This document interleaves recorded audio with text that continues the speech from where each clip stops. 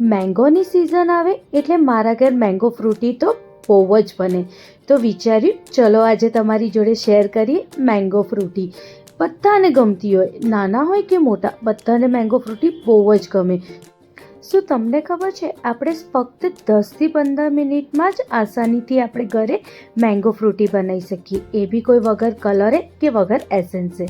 Mango Frooti બનાવવા માટે મેં અહીંયા 2 કેરી લીધી છે. મેં અહીંયા આફૂસ કેરી અને તોતા કેરીનો ઉપયોગ કર્યો છે. પહેલાં કેરીને આપણે સરસ રીતે વોશ કરીને લૂસી લેવાનું, પછી એની અંદરનું જે પલ્પ હોય એ કંઈક આવી રીતે આપણે કાઢવાનું છે. પહેલાં કેરીને આપણે સરસ રીતે આવી રીતે કાપવાની અને અંદરનો જે ભાગ છે એમાં છરીથી આવી રીતે કંઈક આપણે એમાં કાપા મૂકી દેવાના. પછી ચમચીની મદદથી આપણે કંઈક અંદરના પલ્પને આવી રીતે આપણે કાઢી લેવાનું.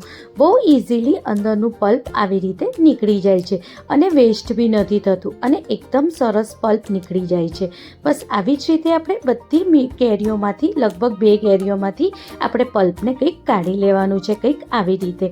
જ્યારે આપણે પલ્પ કાઢી લઈએ પછી કંઈક આવી રીતે તોતા કેરી લેવાની અને તોતા કેરીમાંથી પણ આપણે એક નાનો કટકો આમાં ઉમેરવાનો છે, કારણ કે ફ્રૂટી જે આવતી હોય એ ખાટમીઠી આવતી હોય એટલે આપણે એમાં ખાટી કેરીનો પણ નાનો કટકો એડ કરીશું.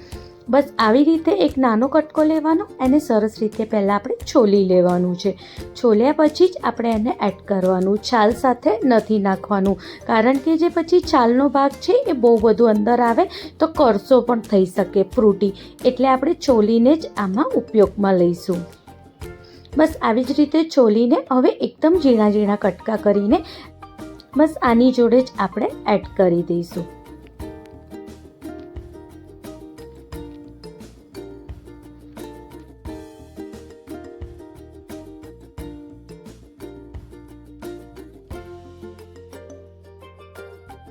જ્યારે 2 કેરી સમારાઈ જાય પછી આપણે એક મિક્સર જાર લેવાનું છે. થાય તો મોટું મિક્સર જાર જ લેજો, નાનું મિક્સર જાર ના લેતા. હવે બધી કેરીને આપણે મિક્સર જારમાં લઈ લેવાની છે.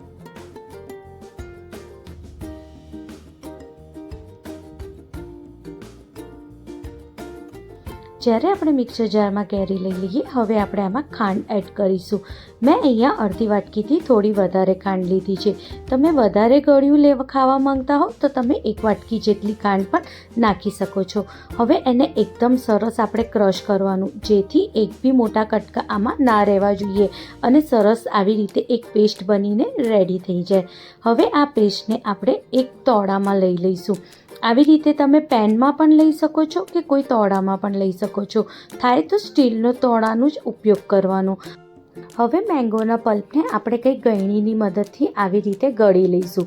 ગળવું બહુ જ જરૂરી છે, કારણ કે એની અંદર જે રેસા આવે એ નીકળી જવા જોઈએ. અગર જો તમે ગળ્યા વગર લેશો તો એની અંદર જે રેસા આવશે એ ફ્રૂટીમાં પણ પીવામાં આવશે તો મજા નહીં આવે.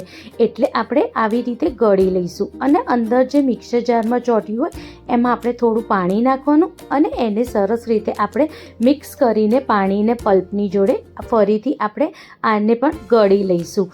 ગળવું બહુ જ જરૂરી છે, કારણ કે હું તમને બતાવીશ જો કે આમાં કેટલા બધા રેસા નીકળે છે. એ રેસા ખાવામાં આવે તો નહીં જ સારા લાગે, એટલે આપણે આવી રીતે ગળી લઈશું.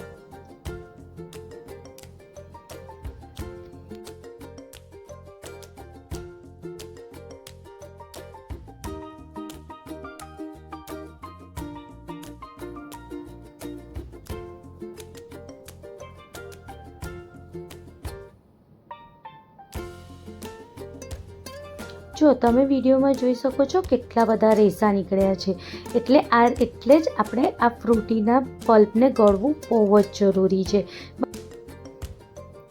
જો તમે જોઈ શકો છો ગળ્યા પછી કેટલું સરસ આપણું આ પલ્પ થઈને રેડી થઈ ગયું છે. હવે આ પલ્પને આપણે ગેસ ઉપર મૂકી દઈશું થોડીક વાર માટે શેકવા માટે. આને શેકવું બહુ જ જરૂરી છે. જેમ જેમ આ શેકાશે એમ એની અંદર ફ્રૂટીનો ટેસ્ટ આવશે. તમે કહેતા હશો કે શેકવાથી કઈ રીતે ફ્રૂટીનો ટેસ્ટ આવે, પણ જ્યારે તમે ઘરે આને એકદમ મીડિયમ ફ્લેમ ઉપર શેકશો ત્યારે તમને પોતે જ એવી સ્મેલ આવશે ખરેખર જેમ ફ્રૂટીની બહાર મળતી હોય સેમ એવી જ સ્મેલ આમાં પણ આવશે. આમાં આપણે કોઈ કલર કે એસેન્સ નથી નાખવાનું, આપણે નેચરલ રીતે મેંગો ફ્રૂટી ઘરે બનાવીએ છીએ, એટલે આ પ્રોસેસ કરવી બહુ જ જરૂરી છે. બસ એને એક ઉભરો આવે ત્યાં સુધી આપણે એને હલાવતા જવાનું અને શેકતા જવાનું. એને હલાવવું બહુ જ જરૂરી છે, નહીં તો નીચે ચોંટી જશે અને બળી જશે. એટલે આવી રીતે આપણે હલાવતા જઈશું અને મિક્સ કરતા જઈશું એટલે એ ગરમ થશે. જો તમે જોઈ શકો છો એનું કલર પણ કેટલું બદલાઈ ગયું છે અને કેટલું ઘટ હતું તો કેટલું ઢીલું પણ થઈ ગયું છે. બસ આવી જ રીતે આપણે લગભગ 5 મિનિટ સુધી એને ગેસ ઉપર સરસ રીતે શેકવાનું છે. બસ આવી જ રીતે જ્યારે સરસ રીતે શેકાઈ જાય પછી એને આપણે ઠંડુ કરી દેવાનું. ઠંડુ થયા પછી એમાં લગભગ મેં અહીંયા પહેલાં 2 વાટકી જેટલું પાણી એડ કર્યું છે અને પહેલાં મેં એને સરસ રીતે મિક્સ કરી દીધું છે. તમે મિક્સ કરશો એટલે તમને ખબર પડશે કેટલું કપ પાણી આપણે આમાં ઉમેરવાની જરૂર છે, કારણ કે ફ્રૂટી જે હોય એ પતલી જ હોય, બહુ ઘટ ના હોય. એટલે તમે પહેલાં મિક્સ કરજો 2 વાટકી નાખ્યા પછી, અને પછી જ બીજું પાણીનો ઉપયોગ તમે આમાં કરજો. 2 વાટકી નાખ્યા પછી પણ હજુ પણ બહુ ઘટ છે, એટલે મેં આમાં લગભગ 3 વાટકી જેટલું પાણી એડ કર્યું છે. જો તમે મારા માપથી બનાવતા હોવ તો બસ 3 વાટકી જેટલું પાણી એડ કરજો. અને જો કદાચ તમને એ પછી બી ઘટ લાગે તો તમે બીજી અડધી વાટકીનો ઉપયોગ પણ કરી શકો છો. એને હવે આપણે બરોબર મિક્સ કરવાનું, જેથી પલ્પ અને પાણી એક સરખું મિક્સ થઈ જાય.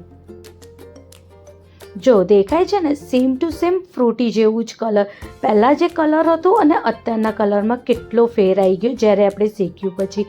હવે આપણે એક વાટકામાં લઈ લઈશું અને એને એકદમ ચિલ્ડ કરવા માટે ફ્રીઝમાં મૂકી દઈશું. ફ્રૂટી જેટલી ચિલ્ડ હશે એટલી જ પીવામાં બહુ જ મસ્ત લાગશે. એટલે પહેલાં આપણે એને લગભગ 2 કલાક માટે ચિલ્ડ કરવા મૂકી દઈએ. અને જો કંઈક રેડી છે આપણી એકદમ ઠંડી ઠંડી મેંગો ફ્રૂટી. એકવાર આ મેંગો ફ્રૂટી ઘરે જરૂરથી ટ્રાય કરજો. ગમે તો તમારા દોસ્તો સાથે પણ જરૂરથી શેર કરજો. મારી ગેરંટી છે તમને અને તમારા દોસ્તોને અને તમારા છોકરાઓને આ મેંગો ફ્રૂટી બહુ જ ગમશે.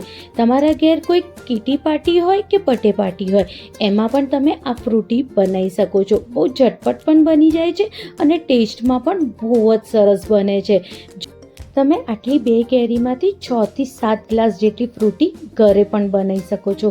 ફ્રૂટીની રેસીપી ગમી હોય તો લાઈક, શેર, કમેન્ટ જરૂર કરજો.